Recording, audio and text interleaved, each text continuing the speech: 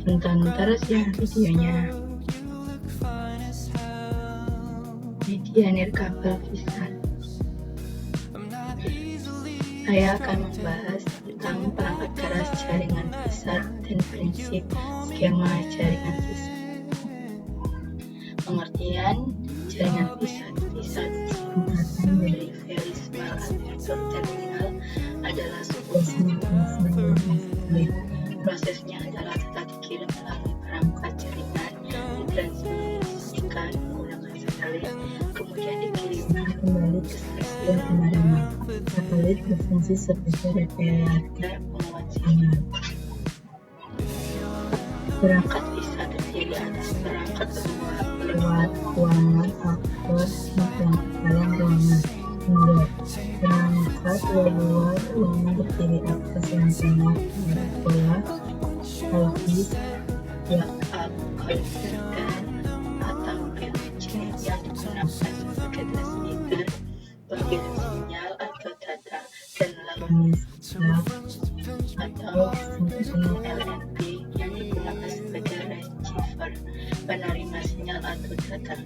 Adapun perangkat dalam ruangan terdiri atas modem yang berfungsi mengubah sinyal kasihkan ke sinyal frekuensi menengah. Fungsi perangkat Vsat yaitu internet broadband, yaitu bisa menyediakan akses internet berkecepatan tinggi di lokasi terpencil atau pedesaan yang tidak terlayani oleh layanan internet kabel atau fiber optik. Kedua, komunikasi data. Vsat digunakan untuk menghubungkan jaringan data antara kantor pusat dan cabang di lokasi yang berbeda, baik domestik maupun internasional. Jika telekomunikasi bisa memungkinkan panggilan suara, video konferensi, dan layanan telepon di daerah terpencil.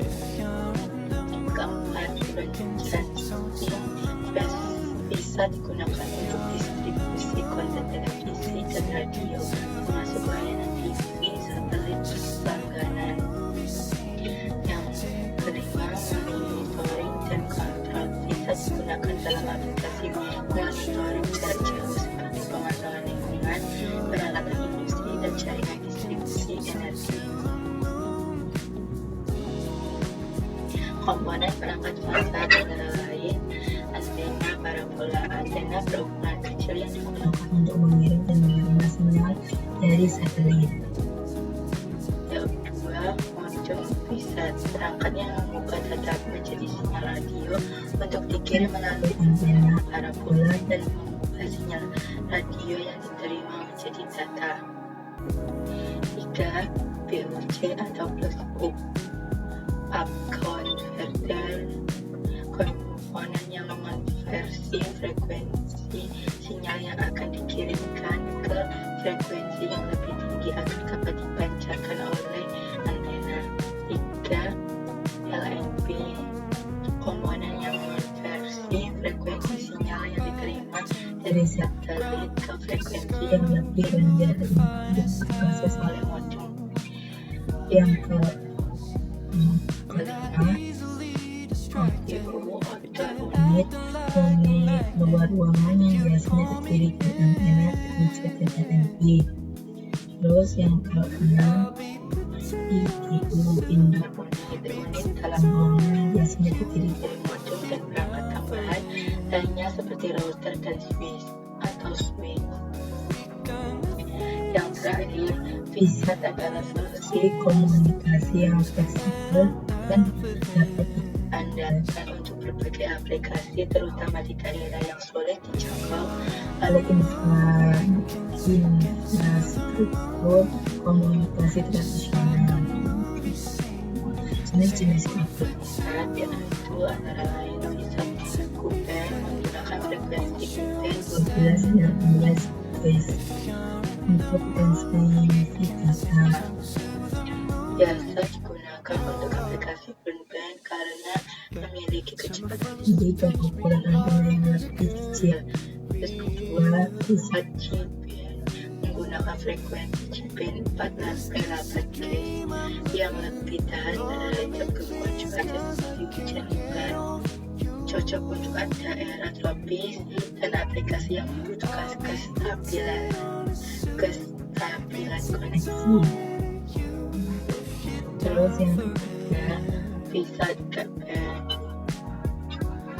menggunakan frekuensi K-band 26 D5 sampai 40 GHz dengan kapasitas data yang lebih tinggi dan kecepatan lebih cepat. Yang keempat, bisa SCBC memungkinkan alokasi bandwidth yang dedikatif untuk saluran, cocok untuk aplikasi yang membutuhkan koneksi stabil dan latensi rendah.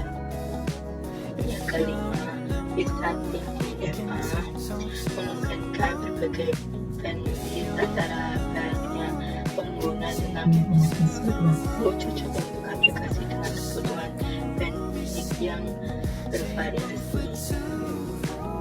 Kelebihan yang jaringan VSAT yaitu konektivitas di daerah terpencil. VSAT dapat menyediakan layanan komunikasi di lokasi yang tidak terjangkau oleh infrastruktur kabel atau fiber optik. Kemudian instalasi cepat dan fleksibel, dapat dipasang dengan cepat dan mudah berbagai lokasi tanpa memerlukan infrastruktur fisik yang rumit.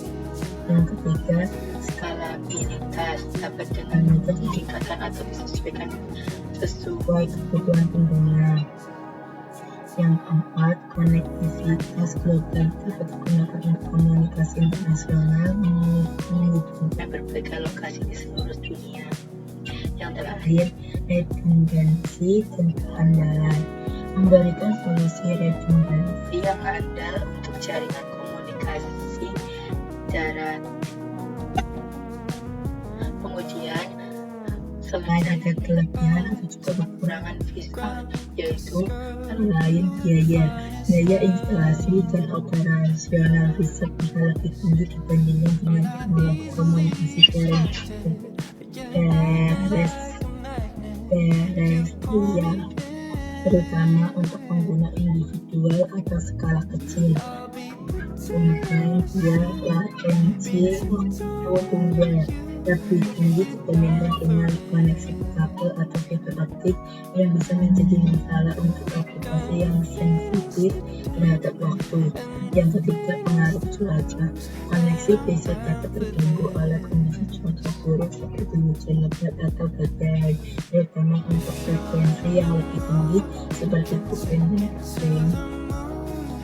Keempat, regulasi. Penggunaan frekuensi satelit seringkali diatur oleh pemerintah yang bisa membatasi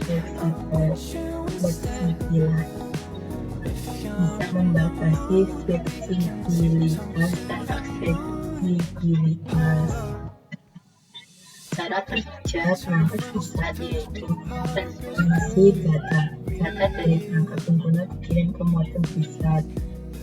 2. Pengiriman ke antena. Modem bisa mengikat data menjadi sinyal radio yang dikirim ke antena parabola kecil.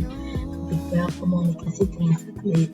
Antena parabola memancarkan sinyal tersebut ke satelit di orbit geostasioner. 4. Relay via satelit. Satelit menerima sinyal, menguatkannya dan mengirimkannya kembali ke bumi, baik ke stasiun ini lainnya atau ke pengguna akhir lainnya. Yang kelima, penerimaan data. Antena menerima stasiun bumi atau pengguna akhir menangkap sinyal dari satelit dan mengirimkannya ke modem. Yang terakhir, dekripsi dan penggunaan. Modem menguatkan sinyal radio kembali menjadi data yang dapat digunakan oleh perangkat pengguna.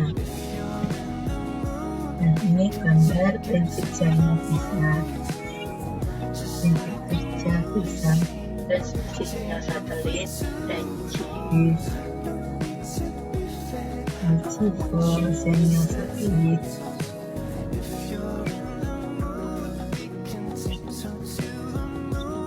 Kemudian ada juga gambar skema jaringan VSAT. Di sini ada antena, master station, output. unit hingga unit.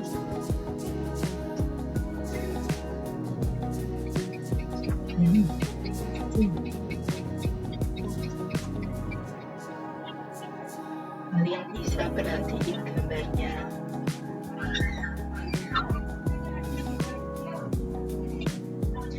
Nah, terima kasih Telah menonton video saya. Bye semuanya. Wassalamualaikum warahmatullahi wabarakatuh.